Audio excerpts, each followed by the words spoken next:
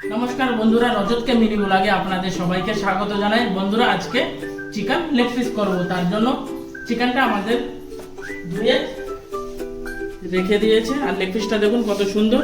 আর কড়াইটা দিয়ে এটা আদা রসুনের পেস্ট দিয়ে ফ্রাই করা চাল। বন্ধুরা, আমাদের মশলাটা ফ্রাই হয়ে গেছে। এবার টমেটো দিয়ে দিলাম।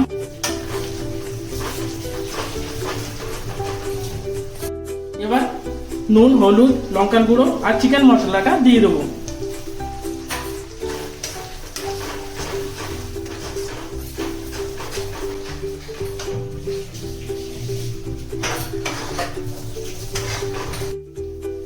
এবার আলু দিয়ে দেবো, চিকেনটাও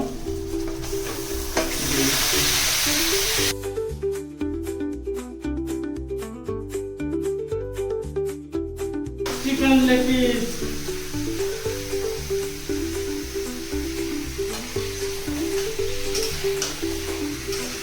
এবার আমরা ধনের পাতাটা দিয়ে ভালো করে মিশিয়ে নেব। এই ধনের পাতাটা চিকেন যখন ফ্রাই হয় ওই টাইমে দিলে একটা আলাদা স্মেল আসে, চিকেনটা বড়িয়া খেতেও মজা আসে।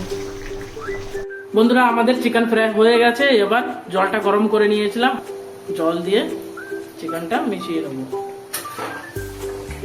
চিকেনটা দেখুন কালারটা কিন্তু দারুণ হয়েছে, আর খেতেও দারুণ মজা আসবে। লেগ পিসটা দেখুন কত সুন্দর বয়েল হয়েছে।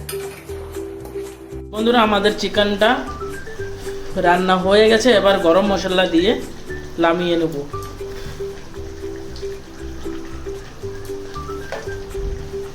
আর এটাকে একটু মিশিয়ে নিচ্ছি।